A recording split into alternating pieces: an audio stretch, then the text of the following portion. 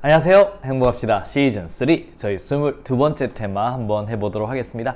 페로의 기술 유형론 될게요. 여러분 지식기술 중심의 분류를 했는데 이 분류하는 기준은 우리가 이제 우리 과업의 다양성과 문제의 분석 가능성 이런 게 이제 지식기술 중심의 분류라는데 한번 좀 크게 확대해서 보도록 하겠습니다. 자, 이제 페로 되겠습니다. 여러분, 일단 이것도 한번 쉽게 생각하면요. 기술이라는 것 자체는 크게 두 가지입니다. 즉, 일상기술이냐, 비일상기술이냐. 우리 옛날 관료제 할 때 처음 배웠죠. 관료제 일상기술 같은 경우는 기계적 구조가 적합하고, 그 다음 비일상기술 같은 경우는 유기적 구조, 탈관료제가 유리하다. 그래서 크게 기술은 일상과 비일상입니다. 두 가지가 있는데, 여기서 페로가 몇 개를 넣냐 그러면 요 두 개를 집어넣은 거예요. 요 두 개를 집어넣어서 네 가지를 만든 겁니다. 보통 일상, 비일상 두 개 페로는 집어넣었다. 이렇게 보시면 돼요. 그러니까 나누는 기준부터 확실히 한번 잡아보도록 하겠습니다. 이 업무가 과업이 다양성이 높다, 낮다. 그러니까 과업이 1이 높다, 낮다. 그러니까 복잡하냐, 단순하냐 라는 겁니다. 그리고 분석 가능성이 낮아요, 높아요. 그리고 분석 가능성이 낮냐, 높냐 이렇게 배우는 거죠. 그래서 요 나누는 기준도 머릿속에 넣어두셔야 됩니다. 그래서 과업의 다양성과 그 다음에 분석 가능성으로 오케이 이렇게 우리 나눴다라는 걸 다시 한번 과업의 다양성, 문제의 분석 가능성. 그래서 크게 두 가지 보시면요. 일상기술은 단순해요. 근데 분석도 잘 돼요. 은행 창구 업무 같은 경우 이게 일상기술이고요. 비일상기술로 완전히 극단적으로 한번 가볼까요? 복잡해요. 그리고 분석도 잘 안 돼요. 그래서 비일상기술은 복잡하고 분석도 어렵다. 뭐 항공, 우주 산업 이런 거 같은 경우죠.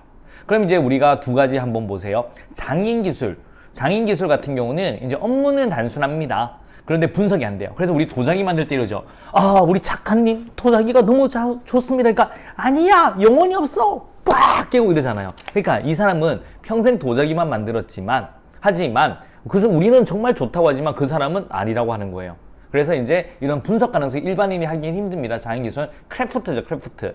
그래서 공예, 연주, 도예 이런 건 장인기술은 과업은 단순하지만 맨날 그 일만 하지만 분석이 일반인이 분석하기는 힘들다라는 거 보시면 되겠고요.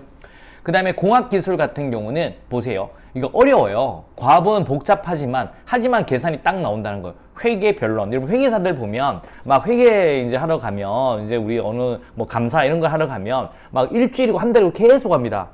굉장히 복잡해. 하지만 마침표를 탁 찍는 거죠. 그래서 분석 가능성은 높다라는 거 보시면 돼요.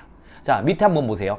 기본적으로 일상기술은 단순한 기술, 기기적 구조에 적합한 거고 비일상기술은 유기적 구조에 적합하다라고 했죠. 그러면 일공장비, 여러분 장인기술은 어디에 더 적합할까요? 유기적 구조. 그래서 일상기술부터 비일상기술로 가면 갈수록 기본적으로 유기적 구조에 적합하다라고 보시면 되겠습니다. 어려움이 있다, 없다 라고 보셔요. 어떻게 외우면 돼요? 페로죠. 패는 기술은 일공장비가 최고로 좋아요. 일공장비 이렇게 머릿속에 딱 넣어두시면 되겠습니다. 오케이? 이렇게 하시고 여러분들 우리 최근에 7급에서도 이게 우리 탐슨 한번 나왔습니다. 탐슨.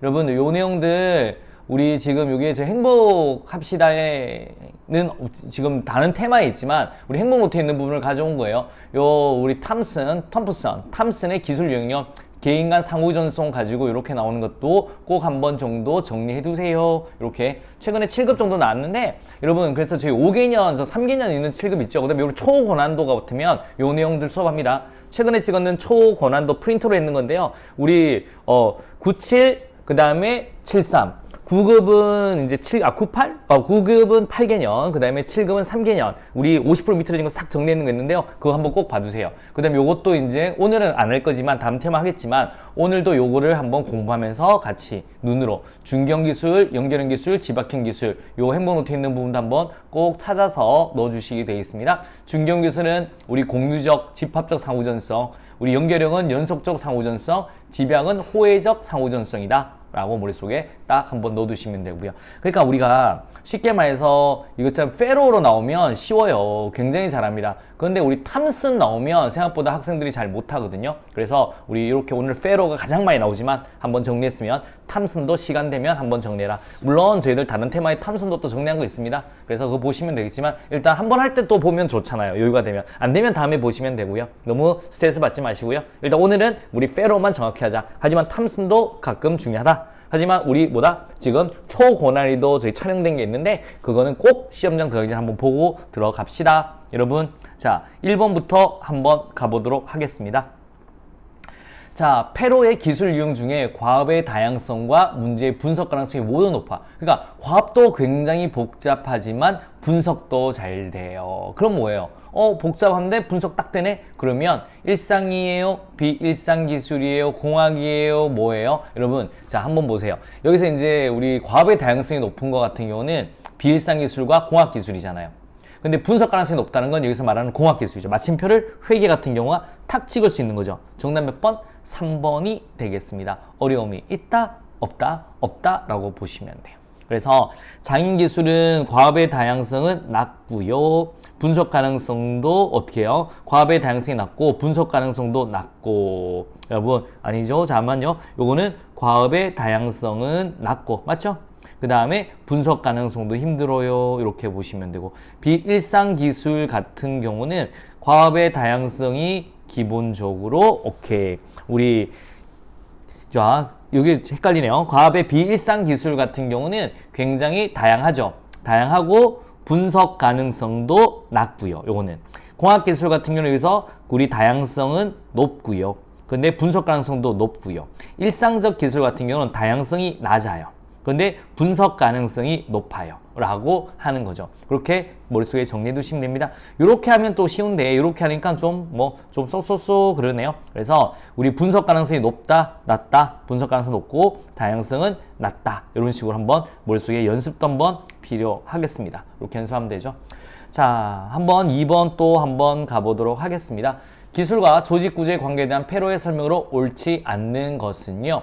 자, 요 문제를 왜 가져왔냐면 일단 한번 풀어봐요. 정형화된이 루틴이죠. 이게 다른 말로 뭡니까? 일상화된이다 라고. 일상기술이다 라는 거예요. 루틴, 정형화된 일상기술은 공식성과 직권성이 높은 조직 구조와 부합한다. 한마디로 기계적 구조와 부합한다. 오케이, 맞는 말 되겠습니다.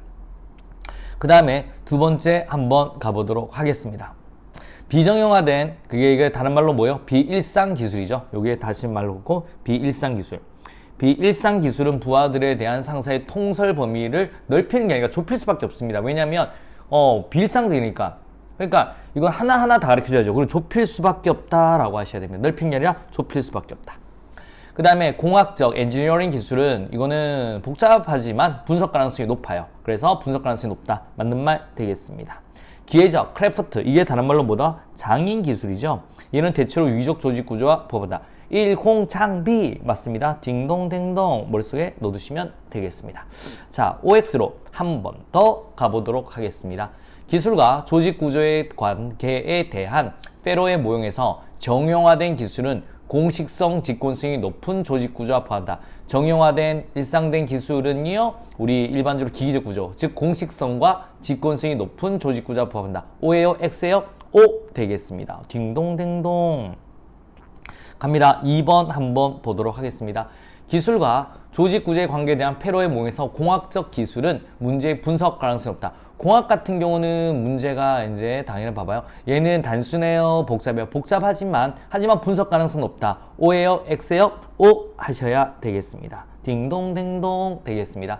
자, 3번 가겠습니다. 기술과 조직 구조의 관계에 대한 페로의 모형에서 비정형화된 비일상된 기술은 부하의 들에 대한 상사의 통솔 범위를 넓힐 수밖에 없다. O, X, 여러분 X입니다. 좁힐 수밖에 없다라고 하셔야 돼요. 넓힌다 아니다? 좁힐 수밖에 없다라고 보시면 되겠습니다. 자, 키워드로 한 번 더 가보도록 하겠습니다. 키워드로 한 번 더.